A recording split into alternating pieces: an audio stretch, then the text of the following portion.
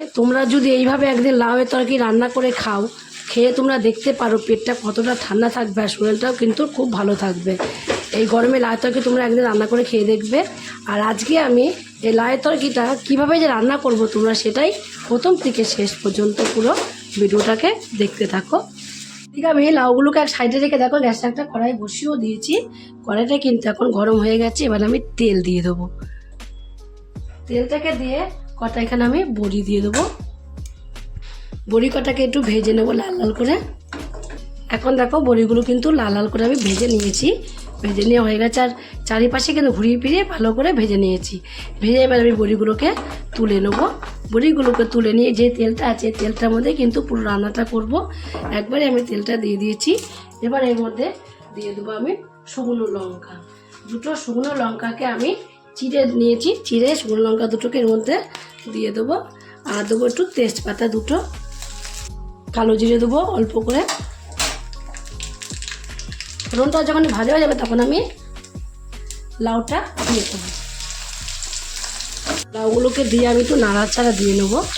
নাড়াচাড়া দিয়ে নিয়ে এর মধ্যে দিয়ে দেবো আমি অল্প করে লবণ। লাউ যখন একটু সিদ্ধ সিদ্ধ হয়ে যাবে দেখবে, আর লবণ দিলেই কিন্তু মজে যাবে লাউটা। মজে গেলে কিন্তু অল্প হয়ে যাবে। যতটা লাউ দেখছো এতটা লাউ আর থাকবে না, তখন একদমই কমে যাবে।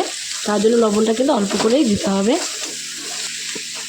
লবণ দিয়ে নাড়াচাড়া দিয়ে একটু হলুদের গুঁড়ো দিয়ে দেবো ছড়িয়ে। এইভাবে গ্যাসটা একটু কমিয়ে ঢাকা দিয়ে দেবো কিছুটা সময়। এখন আমি কিছুক্ষণ পরে ঢাকনাটাকে নামিয়ে দেবো। ঢাকনাটাকে নামিয়ে দিয়ে দেখো কেন লবণ দেওয়াতে কেন জল বেরিয়ে এসেছে লাউয়ের থেকে। এবার আমি এর মধ্যে দিয়ে দেবো কিছু মশলা। প্রথমে তো হলুদ গুঁড়ো দিয়েছি আর সামান্য একটু অল্প করে একটু হলুদের গুঁড়ো আর একটু আমি এর মধ্যে দিয়ে দেবো অল্প করে একটু সামান্য একটু অল্প করে হলুদের গুঁড়ো। যেহেতু আমি অল্প করে লাউ নিয়েছি তার জন্য অল্প করে মশলাটা দেবো। জিরের গুঁড়ো দিয়েছি এক চামচের হাফ চামচ, ধনের গুঁড়ো দিয়েছি 1 চামচের হাফ চামচ, আর দেবো 1 চামচ এখানে আমি আদা বাটা। এই মশলাটাগুলো কিন্তু তোমরা আলাদা করে শিলেও পেস্ট করে নিতে পারো। এবার সব মশলাগুলো দিয়ে আমি একটু কষিয়ে নেব। আগে থেকে দিয়ে দিয়েছি, লাউটা ভালোভাবে সিদ্ধ না হওয়ার আগে একটু মজে গেছে, তারপরে মশলাগুলো দিয়ে দিতে হয়েছে। যেন কাঁচা মশলা গন্ধ না বেরোয় সেভাবে একটু কষিয়ে নিতে হবে হালকা করে। লঙ্কা তো দিয়েছি ফোড়নে, আর দিয়ে দেবো এখানে আমি কাঁচা লঙ্কা চিড়ে নিয়েছি। কাঁচা লঙ্কা চিড়ে কাঁচা লঙ্কাটাও এর মধ্যে দিয়ে তো এর সাথেই কষিয়ে নেব। মশলাটা যখন কষানো হয়ে যাবে তখন দেখবে এই যে জলটা আছে জলটা কিন্তু থাকবে না। যতই লাউ হোক না কেন, যতই জল বেরোক, এই জলটা কিন্তু একদমই থাকবে না, জলটাও কিন্তু শুকিয়ে যাবে। মশলাটা দিয়ে কিন্তু দেখো খুব সুন্দরভাবে কষানো হয়ে গেছে, কষিয়ে নেওয়া হয়ে গেছে। এবার কিন্তু আমি এর মধ্যে দিয়ে দেবো সামান্য অল্প করে একটু জল। লাউ তো বেশি জল লাগে না, লাউ এমনি কষানোতেই সিদ্ধ হয়ে যায়। তাহলে অল্প করে একটু জল আমি এর মধ্যে দিয়ে দিয়েছি। দিয়ে এবার দিয়ে দেবো এর মধ্যে বড়িগুলোকে যে ভেজে রেখে দিয়েছিলাম সেই বড়িগুলোকে তোমরা গোটা গোটাও দিতে পারো। আর যেহেতু আমি অল্প করে বড়ি দিয়েছিলাম তার জন্য আমি একটু ভেঙে ভেঙে দিয়েছি বড়িগুলো। আর ভেঙে ভেঙে দিলে কিন্তু বড়িটা ভালো লাগে খেতে গোটা গোটার থেকে। গোটা একমতো ভালো লাগে মাছের ঝোলে।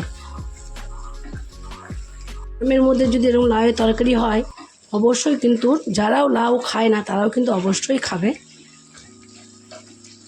এবার আমি গ্যাসটাকে কমিয়ে দেবো, কমিয়ে দিয়ে ঢাকা দিয়ে দেবো। কিছু সময় ঢাকনাটা আমি নামিয়ে দেবো। কিছু সময় পরে নামিয়ে দিয়ে এবার এর মধ্যে দিয়ে দেবো আমি দেখো চিনি। আর চিনিটা আমি হাতের মধ্যেই নেবো। নিয়ে কেন নিয়েছি বলতে হাতের মধ্যে এভাবে একটু ছড়িয়ে ছড়িয়ে দেবো বলে। ছড়িয়ে ছড়িয়ে চারিদিকে একটু চিনিটা দিতেই হবে। চিনিটা না দিলে কিন্তু টেস্টটা আসবে না। চিনিটা দিলে কিন্তু প্রচুর পরিমাণে টেস্ট হবে। দেখো কেমন মজে গেছে, সব কিছুই মজে গেছে। একটু জলটা কিন্তু থাকবে না, জলটা যে শুকিয়ে যাবে তখন আমি নামিয়ে দেবো।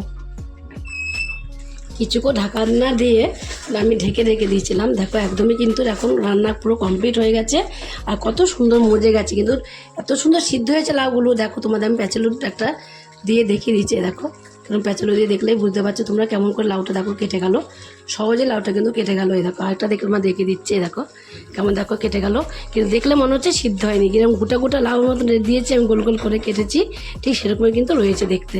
দেখতে এতটা সুন্দর লাগছে, মনে হচ্ছে দেখলে মনে হবে সিদ্ধই হয়নি, কিন্তু এত সুন্দর মরম হয়ে গলে গেছে। এবার কমপ্লিট হয়ে গেছে, আমি এবার নামিয়ে দেবো। একটু গেবি রাখলে না, নামিয়ে দিলে একটুখানিও টেনে নেবে। এখন গ্যাসের উপরে আছে বলে, গ্যাসটা ধরানো আছে বলে একটুখানি গেবি লাগছে দেখতে, একটু গেবিও থাকবে না। দেখো কমপ্লিট করে আমি নামিয়ে নিয়েছি, কতটা সুন্দর লাগছে খেতে, যে কতটা সুন্দর না হবে। তোমরা কিন্তু এই লাউয়ের তরকারিটা দিয়ে ভাত, রুটি, পরোটা সব কিছুই কিন্তু খেতে পারো, আর খেয়ে দেখতে পারো। যদি তোমাদের কাছে রেসিপিটা ভালো লাগে, তোমরা যদি ফেসবুক থেকে দেখো, ফেসবুকের পেজটি ফলো করে দেবে।